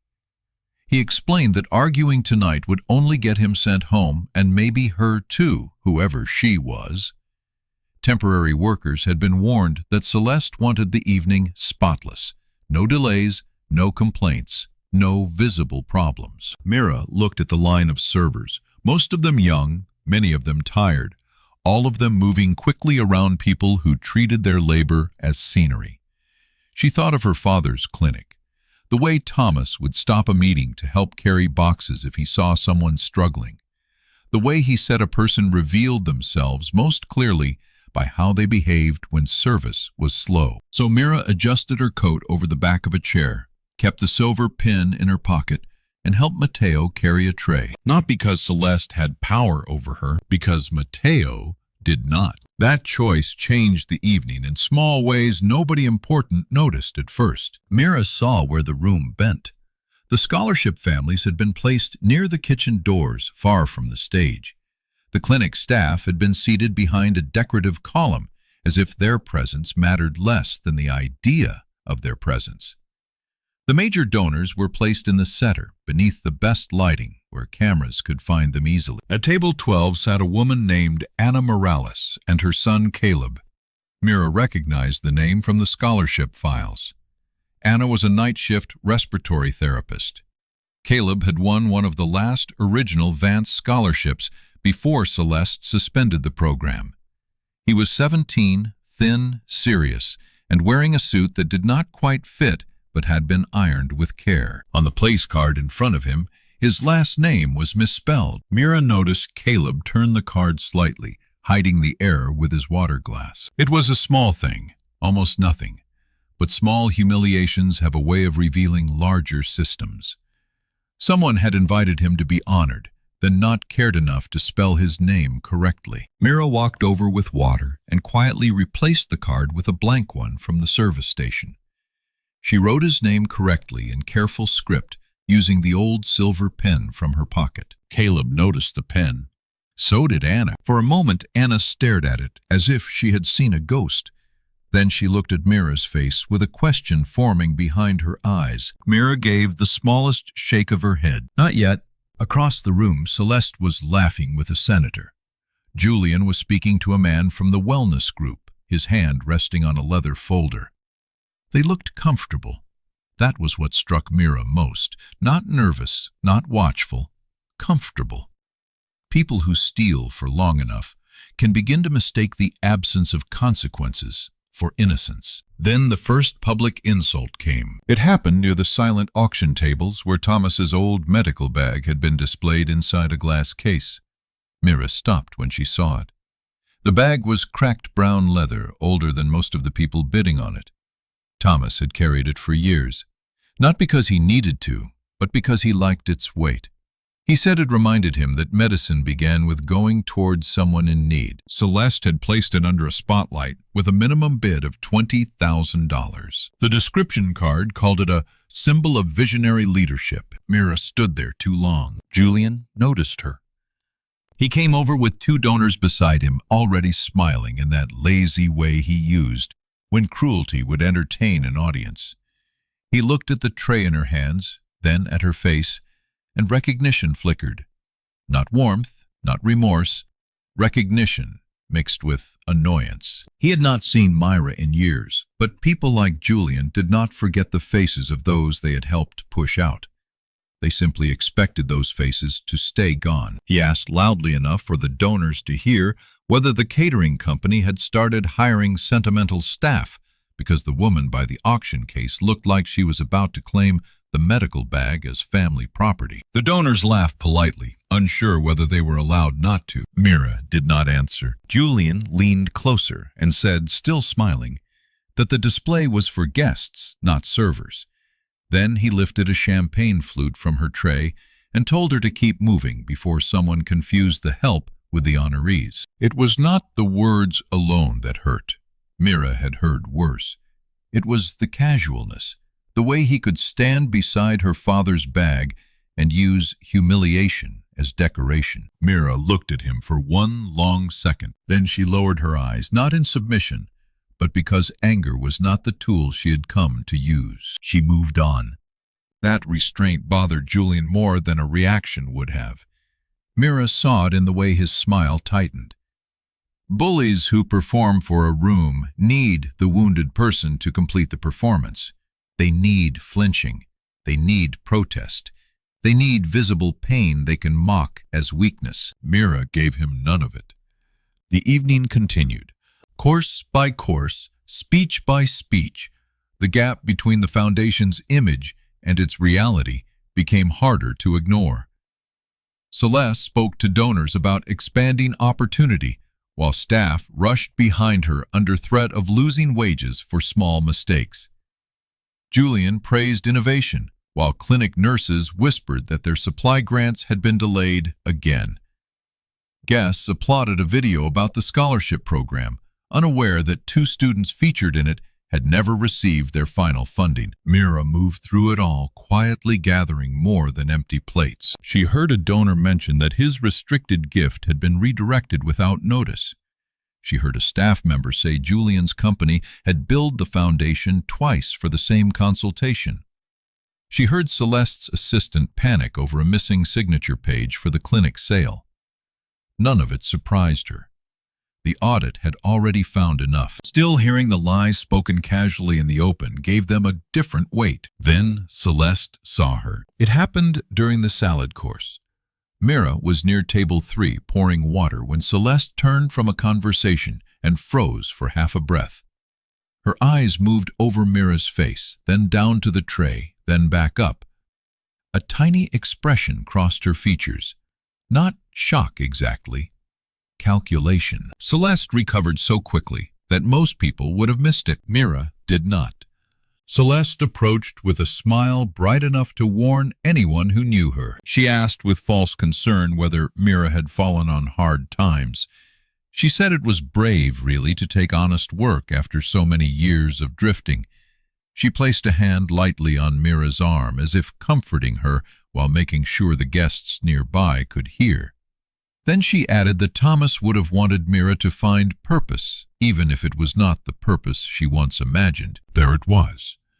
The old weapon polished and ready, pity used as a blade. Mira could feel people looking, some with curiosity, some with discomfort, some with the quiet hunger that makes private pain interesting in public. She simply said that work had never embarrassed her. Celeste's smile thinned, because that answer carried Thomas's voice inside it. For a moment the mask slipped enough for Mira to see the woman beneath.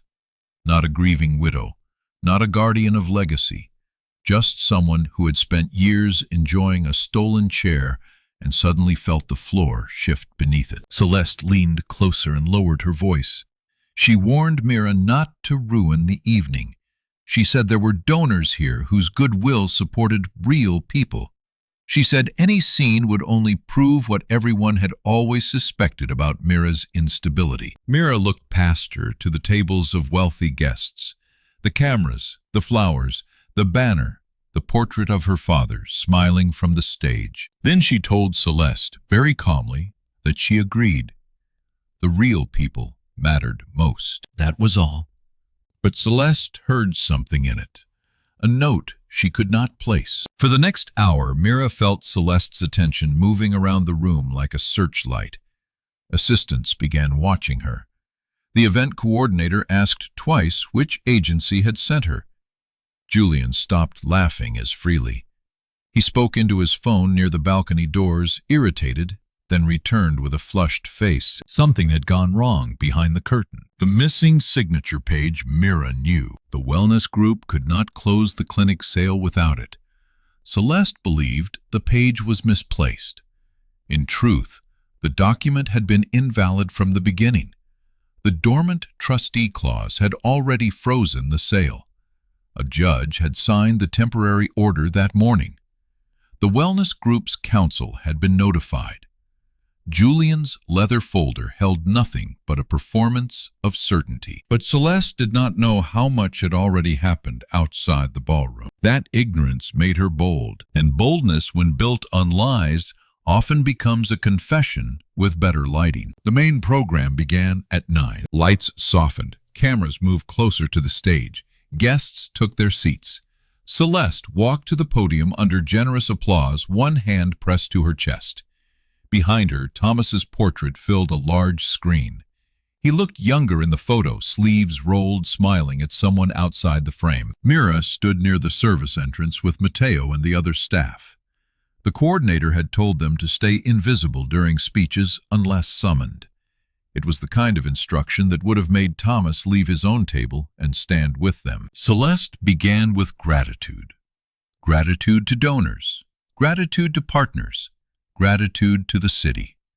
Gratitude to Thomas, whose vision, she said, had entrusted them with a sacred responsibility. Mira listened without moving. Celeste spoke beautifully.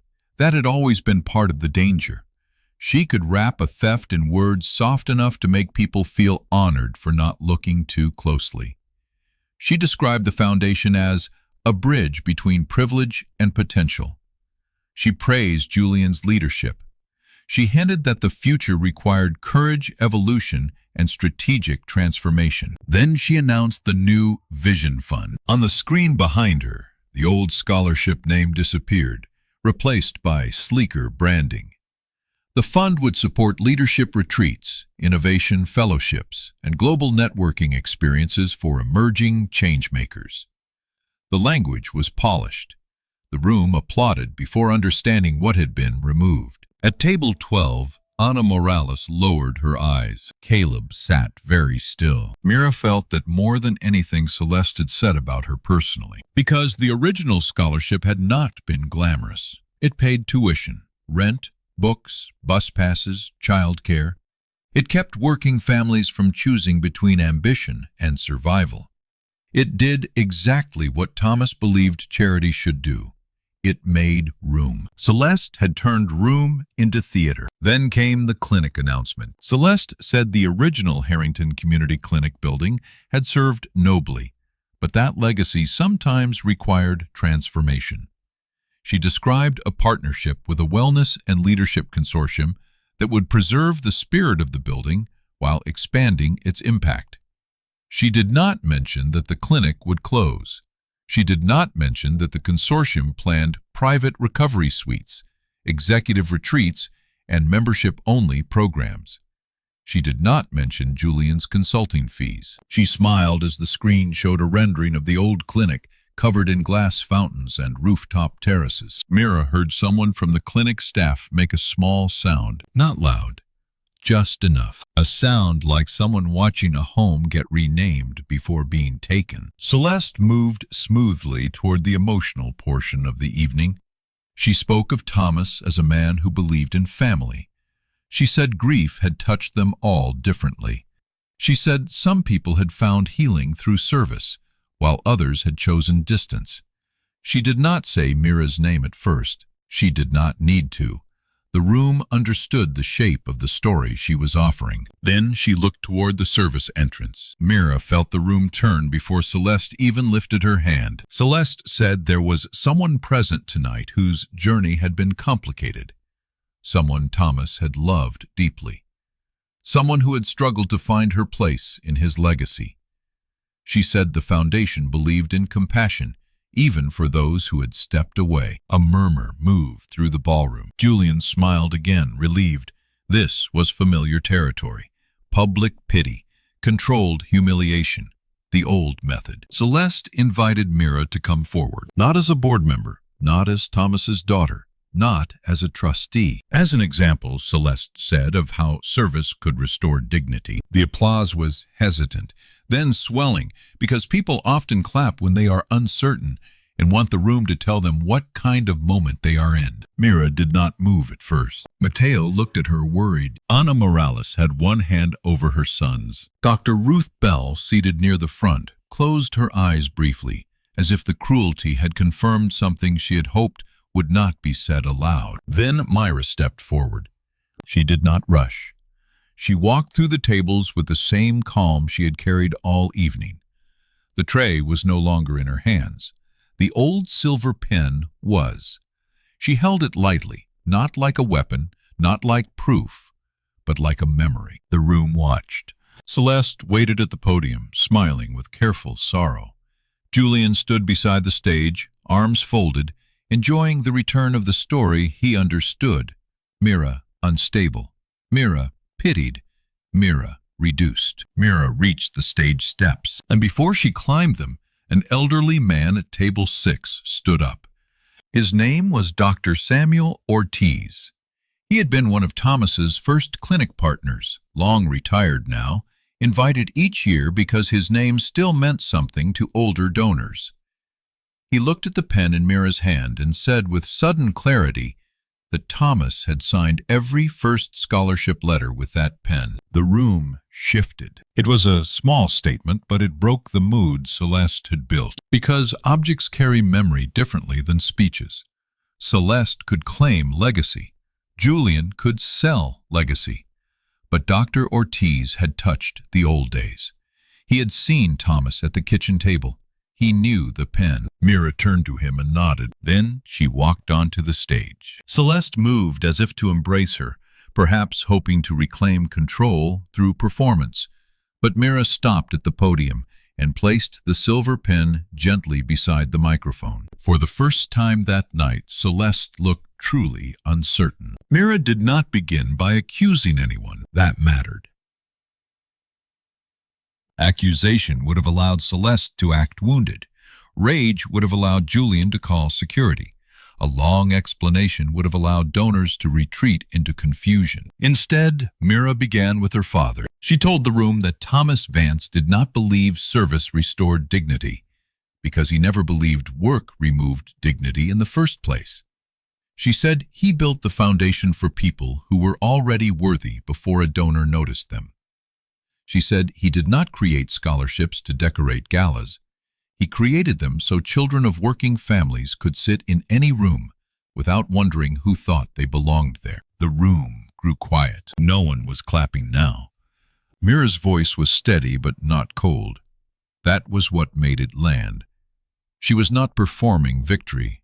She was returning something. She said she had spent the evening among the staff because a mistake had been made at the door. Then she paused, long enough for people to feel the word mistake stretch beyond the guest list.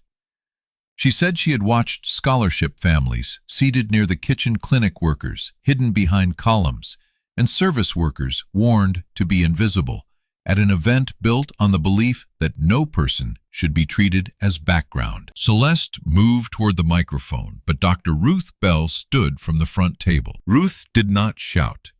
She simply said that Mira should be allowed to finish. Authority can be quiet when it is real. Celeste stepped back. Mira opened the folder she had carried in her bag all evening. She took out the first document, not the audit, not the court order, but her father's letter. She did not read all of it. Some words were not for the room, but she read enough for Thomas's voice to enter the ballroom without needing his portrait. The letter said the foundation must never become a stage where wealthy people admired themselves for standing near suffering.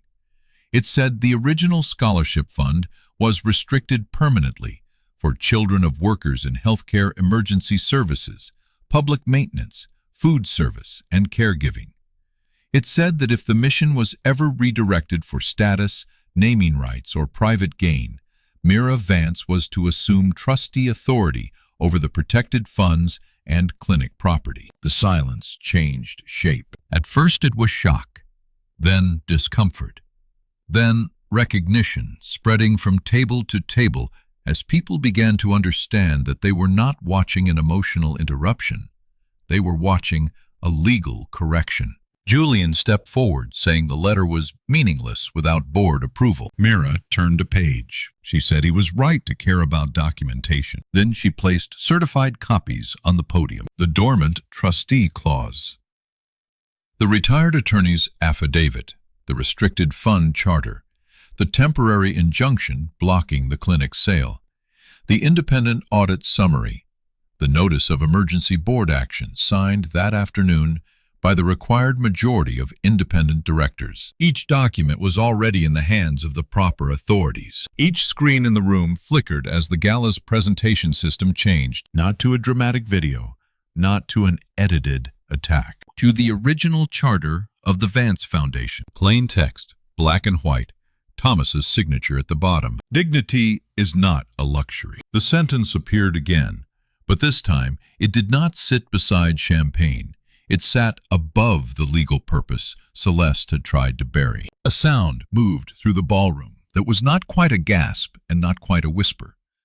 It was the sound of a room realizing it had been clapping for a story with missing pages. Celeste reached for composure. Years of practice helped her stand upright, but they could not soften the facts now appearing behind Mira. She said there must be some misunderstanding. She said grief could make old documents feel more powerful than they were. She said Thomas trusted her. That was when Dr. Samuel Ortiz spoke again. He said Thomas trusted service, not display. It was not loud. It did not need to be. People turned toward Celeste, and for the first time that night, her satin and emeralds offered no shelter. Mira continued. She explained that the clinic sale had been halted by court order that morning. The property could not be transferred to the Wellness Consortium. The original scholarship fund would be restored immediately. All donor-restricted gifts redirected over the last 7 years would be reviewed. Julian's consulting contracts would be suspended pending investigation. Celeste Harrington was removed from executive authority by emergency board action effective immediately. The room did not erupt. Real consequence often arrives more quietly than fantasy revenge. It arrived in the face of the wellness executive who closed his leather folder and refused to look at Julian. It arrived in the senator's aide stepping away from Celeste. It arrived in a donor at table 4 taking off his glasses and rereading the charter on the screen as if searching for a version of himself he could still respect. It arrived in the staff standing near the walls, realizing the person made to carry a tray had just said their dignity out loud. Julian tried one more time. He said the audit was biased. He said Mira had waited years because she wanted a spectacle. He said the foundation needed leadership, not resentment. But panic made him careless. He mentioned contract details that had not been publicly disclosed. He referenced restricted funds by internal nickname. He insisted the clinic sale was necessary because certain accounts had to be replenished before the end of the quarter. Every sentence added weight to the thing he wanted to deny. Mira did not interrupt him. She let him speak until even his mother turned toward him with warning in her eyes. Then Myra said the auditors would appreciate his clarity. That was the moment Julian understood the room was no longer his. He looked toward the exits, then toward the donors, then toward Celeste, as if someone else might still rescue the story. But the old machinery had stopped working. The polite laughter was gone. The protective confusion was gone. Even those who wished they could unknow what they now knew had begun calculating their distance from him. Celeste's final attempt was smaller and in some ways sadder. She turned toward Mira and spoke not as chair but as widow. She said Thomas would never have wanted his family divided in public. She said he had loved them both. She said Mira was humiliating the woman who had stood beside him. For a moment the room waited to see if that would hurt. It did. Of course it did. Mira had not stopped being human simply because she was prepared. She remembered wanting Celeste to love her once. She remembered trying to call her mother in those first months. She remembered sitting across from her at breakfast after Thomas died, hoping grief might make them honest with each other. But pain was not proof of innocence. Mira looked at Celeste and said Thomas had loved people by protecting what was vulnerable in them. He would not have called accountability division. He would have called it repair. Then she took a breath and her voice softened. She said Celeste could have built something real. She had influence, intelligence access, and years of trust. She could have expanded the scholarships. She could have honored the clinic workers. She could have been remembered as someone who carried Thomas's work forward. But she had chosen applause over service, control over care, and appearance over people. No one needed to add anything. The indictment was complete because it sounded like grief, not hatred. Security did not drag Celeste out. Mira had made sure of that. Humiliation had already done enough damage in that room. Instead, the hotel general manager approached with 2 board representatives and quietly guided Celeste away from the podium. Julian tried to follow, but a court officer waiting near the ballroom doors stopped him long enough to deliver legal notice. No shouting, no dramatic collapse, just papers, names, dates, consequences. The gala program was over, but the evening was not. Mira turned back to the microphone. She looked first at the staff. Not the donors, not the cameras, the staff. She apologized for the way they had been treated that night under the foundation's name. She said every worker scheduled for the event would be paid double from the executive hospitality budget, not from the scholarship fund. She said no one would lose a shift for speaking truth about the evening's conditions. She said the foundation would create a worker dignity policy for every event and grant site connected to its name. Mateo stared at her as if he was not sure whether he was allowed to believe it. Then she looked at the scholarship families. She said the original Vance Worker Family Scholarship was restored. Not next year, not after a committee review, that night. All paused recipients would receive back funding with interest. Students who had been displaced by the program freeze would be contacted within 30 days. The foundation would also fund emergency living grants because tuition without rent was not opportunity. It was theater with a bill attached. Ana Morales bowed her head. Caleb covered his face with one hand. Mira saw him trying not to cry in a room full of strangers, and she thought of all the young people who had been invited to stand as symbols when what they needed was support. She asked Caleb to stand, but not to be displayed, only to be recognized correctly. His name appeared on the screen spelled right, Caleb Morales. That small correction did what no champagne toast had done all evening. It made the room feel the human cost of carelessness. A name written correctly is not charity. It is the minimum. But sometimes the minimum restored after contempt can feel like a door opening. The applause that followed was different from the applause before, less polished, less automatic. Some people stood. Others stayed seated, ashamed. Both reactions belonged in the room. Mira then asked the clinic staff to stand if they wished to. A few did, slowly. Then more. Nurses, maintenance workers, intake clerks, a retired ambulance driver, 2 cafeteria workers who had known Thomas for decades. They stood from the edges and the obstructed tables and the places Celeste had assigned them.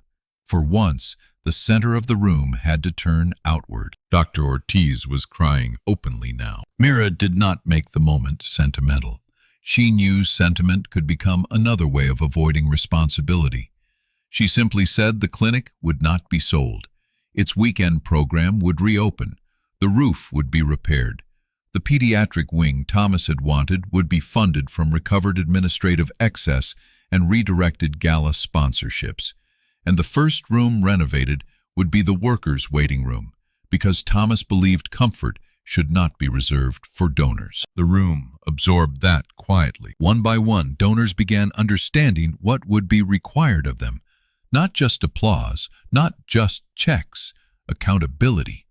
Some would leave and never return. That was acceptable.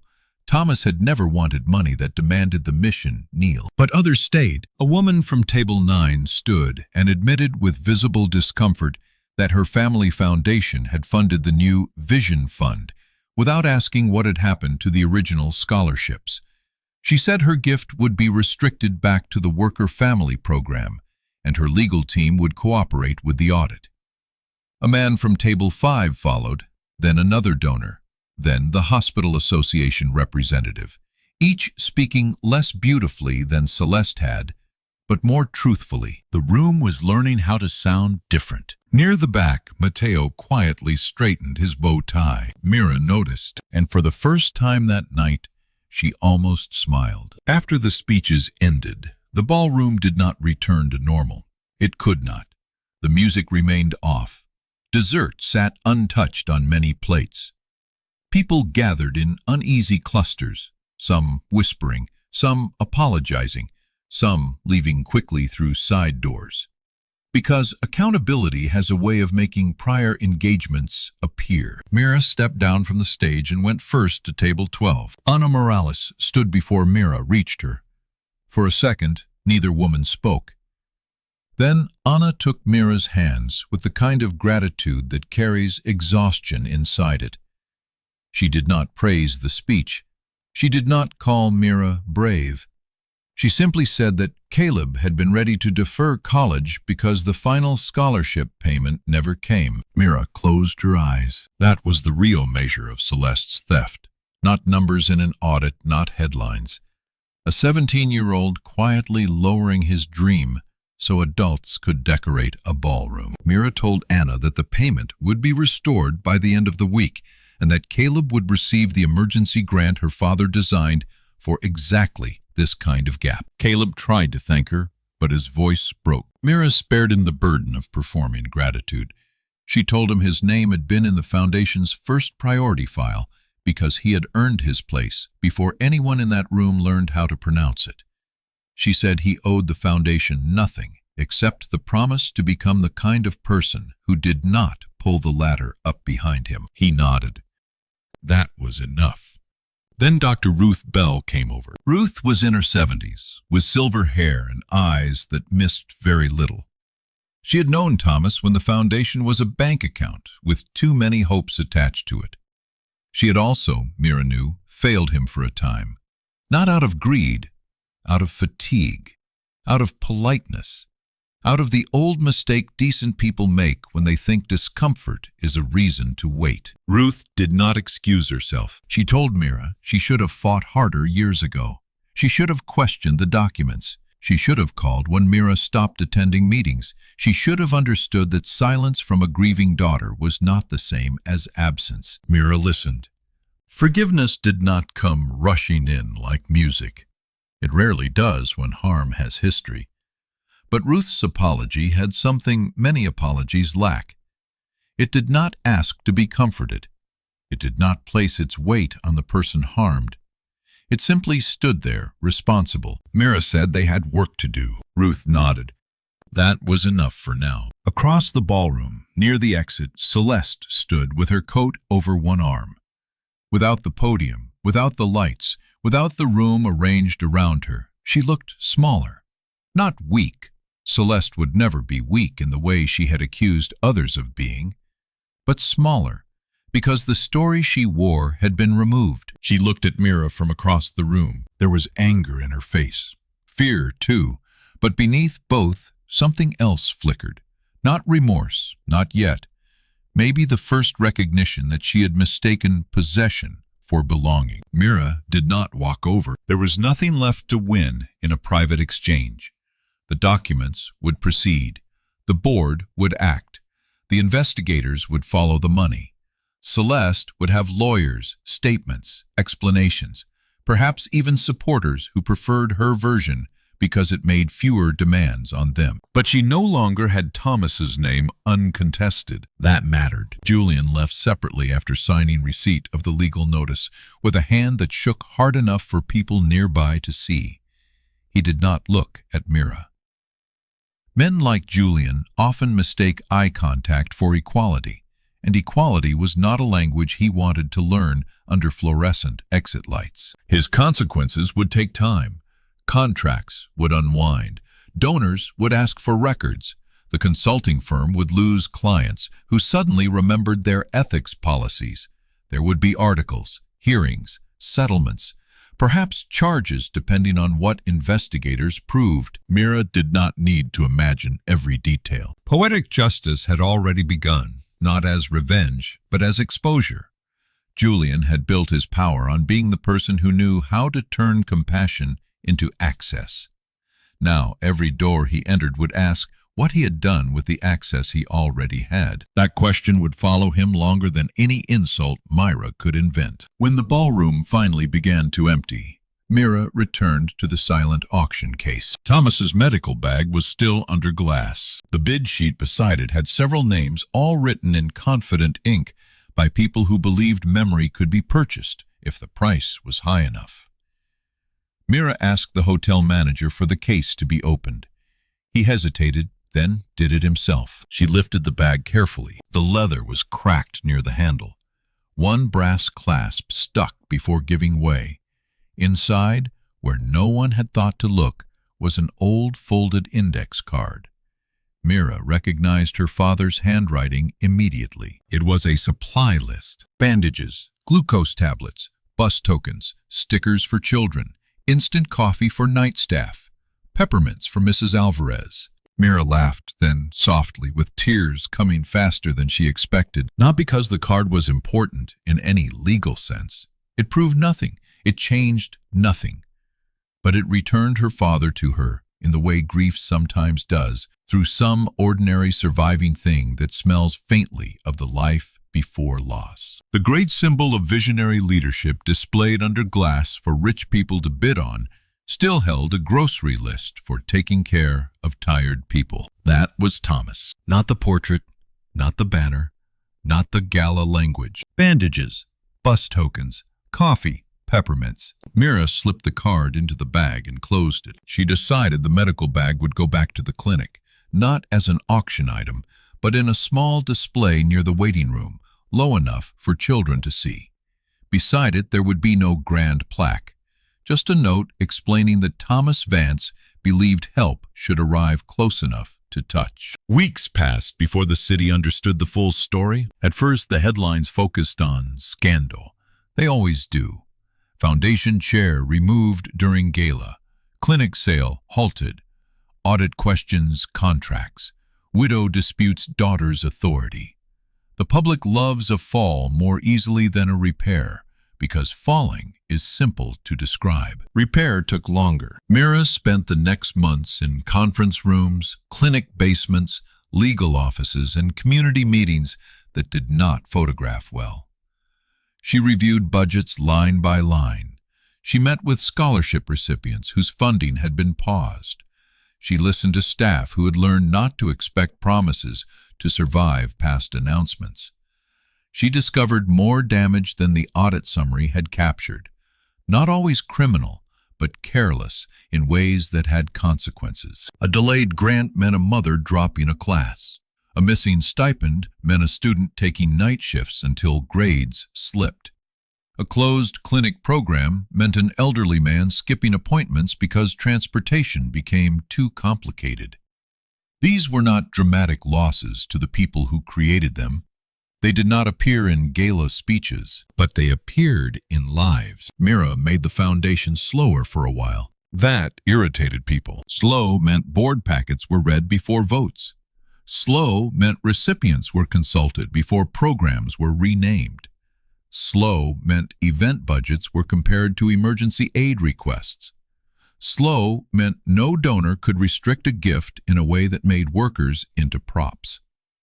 Slow meant dignity was not a slogan printed on a table card, but a question asked before money moved. Some donors left. Mira let them. Others stayed and changed. Not perfectly, not all at once, but enough to matter.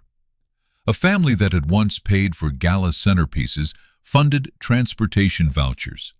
A corporate sponsor redirected branding money to child care support.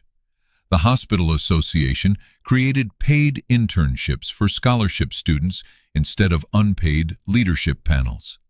Dr. Ruth Bell chaired the ethics committee and never missed a meeting. The first restored scholarship letters went out in August. Mira signed each one with a silver pen, not because tradition required it, because her father had once worried that scholarship letters sounded too formal, and she understood now what he meant. People can feel the difference between being selected and being processed. So each letter included one personal line from the recipient's application, a detail, a hope, a reason the foundation saw them as more than a name on a list. Caleb Morales received his in a clinic conference room that still smelled faintly of paint from renovations. He did not cry that time. He grinned, embarrassed and relieved, while his mother cried enough for both of them. He would study biomedical engineering, he said, because machines in hospitals should be designed by people who knew what it felt like to wait beside them. Mira thought Thomas would have liked that. The clinic reopened its weekend program in October. There was no ribbon-cutting gala. Mira refused one. Instead, they held a Saturday breakfast in the parking lot with folding tables, coffee urns, fruit eggs, and too many muffins, because one of the cafeteria workers insisted people always underestimated muffins. Staff brought their families. Patients came by. Scholarship students volunteered. A donor in a plain jacket served coffee beside Mateo, who had been hired part-time by the foundation to help redesign event labor policies while he finished school. Nobody stood beneath a chandelier. Nobody needed to. The old medical bag sat inside near the waiting room, exactly where Mira wanted it, in a simple case at child height. The supply list was displayed beside it. People stopped to read it and smiled at the peppermint line. Some cried. The note underneath said only that care is made of what we remember to bring. Mira stood back and watched people gather around it. For years she had thought restoration would feel like victory. Sharp, bright, final. It did not. It felt like watching a room become useful again. That was better. Celeste's legal battle continued in the background. Her attorneys argued process. Her public statement described deep disappointment, family pain, and disagreement over governance. She denied intentional wrongdoing. Julian denied everything more loudly, which helped him less than he believed. The investigation did not resolve quickly. Real accountability rarely follows the rhythm people want from stories. There were depositions, negotiations, recovered funds, insurance claims, contract disputes, a few quiet settlements, some public consequences, some private ones. Celeste lost her position, her foundation housing allowance, and most of the social circle that had depended on her access. Julian's consulting firm collapsed after two major clients withdrew. The Wellness Consortium sued him for misrepresentation. He tried to reinvent himself twice in 6 months, but search results have a longer memory than charm. Mira did not follow every update. She had work. Still, one letter arrived from Celeste near the end of winter. It was handwritten on cream paper, formal and controlled. Celeste did not confess fully. People who build lives around performance rarely become transparent in one letter. but she admitted she had been afraid of becoming irrelevant after Thomas died. She admitted she had resented the way his old colleagues looked past her toward Mira whenever the true mission was discussed. She admitted she had told herself the foundation needed polish, and then told herself polish required control, and then told herself control justified almost anything. She wrote that she did not expect forgiveness. Mira read the letter twice. Then she placed it in a file, not with the legal documents, but with personal things. She did not answer immediately. Some letters deserve time before they become part of anyone's peace. When she finally wrote back, she kept it brief. She said accountability would continue through the proper channels. She said Thomas's memory was not a possession either of them could own. She said if Celeste ever wanted to contribute to repair, she could begin by telling the truth under oath. It was not cruel. It was not warm. It was a boundary. And for Mira, boundaries had become a language of healing. 1 year after the gala, the foundation held its annual gathering again. This time it was not at the Harrington Grand Hotel. It was held in the renovated clinic courtyard with rented heaters, simple lights, long shared tables, and a stage low enough that nobody had to look up too far at the speaker. Donors sat beside scholarship families. Board members served food first. Staff names were printed correctly in the program, not hidden in acknowledgments, but listed as partners in the work. The event still raised money. More than before, somehow. But the mood was different. Less spectacle, more attention. People listened in a way that suggested they knew listening had become part of the price of admission. Mira spoke briefly. She had learned from her father that the best work rarely needs the longest speech. She told the gathering that a foundation is not measured by the beauty of the room it rents, but by what happens after the chairs are folded and the lights go off. She said legacy is not what people say about you on a stage. Legacy is what still protects someone when applause is no longer available. Then she looked toward the clinic doors. Mateo was there, helping an older guest with a plate. Ana Morales was laughing with Dr. Ruth Bell.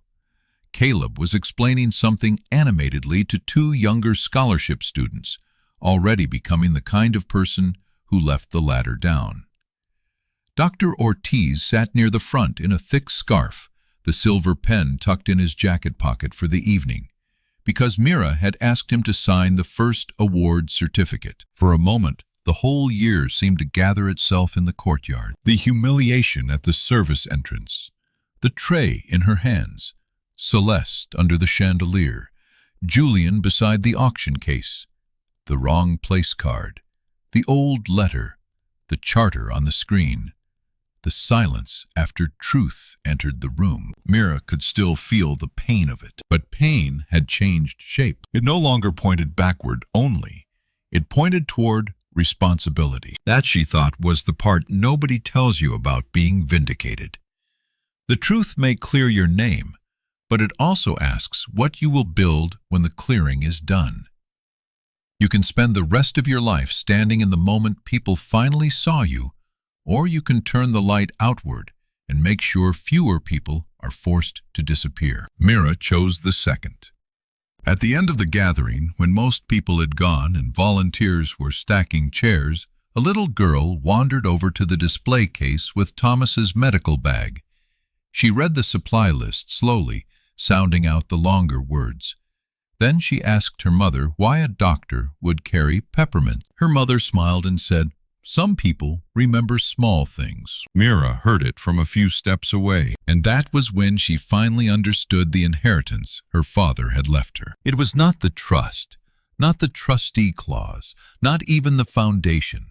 It was the discipline of remembering small things in a world that rewards people for forgetting them. Remembering the worker standing beside the wall. Remembering the student whose name was misspelled. Remembering the family waiting for a grant check that decided whether rent was paid. Remembering the staff member afraid to speak because the person with power preferred silence. Remembering that public kindness means nothing if private systems remain cruel. That was legacy. Not marble, not banners, not emeralds under chandeliers. Legacy was a bus token in a doctor's bag. A scholarship letter signed slowly. A clinic door unlocked on a Saturday morning. A room rearranged so nobody was hidden behind a column. And maybe that is why the story of Mira Vance stayed with people long after the scandal faded. Not because a powerful woman was exposed, not because a daughter reclaimed authority. Those things mattered, but they were not the deepest truth. The deepest truth was quieter. A room full of important people had mistaken a woman for someone beneath them. They had handed her a tray, spoken over her, pitied her, mocked her, and asked her to stand as proof of their compassion. And all evening, while they measured her by what they thought she lacked, she was carrying the one thing none of them could buy: the truth. When it finally came out, it did not simply punish the guilty, it restored the purpose they had tried to bury. It put names back where names belonged. It opened doors that had been closed with polite explanations. It reminded everyone watching that dignity does not begin when wealth recognizes it. Dignity is already there, waiting for power to stop pretending it created it. So if there is a lesson in Mira's story, maybe it is this: be careful whom you choose not to see. The person carrying the tray may know the history of the room better than anyone applauding from the center of it. The worker, standing quietly by the wall, may understand the mission better than the person giving the speech. The daughter who disappears after grief may not be broken. She may be gathering proof. She may be learning the language of accountability. She may be waiting, not because she is weak, but because truth, when it finally walks forward, deserves to arrive with both memory and evidence in its hands. And when that moment comes, the loudest people in the room often discover something very simple. A stolen legacy can shine for a while, but it cannot survive being read aloud by the person it tried to erase.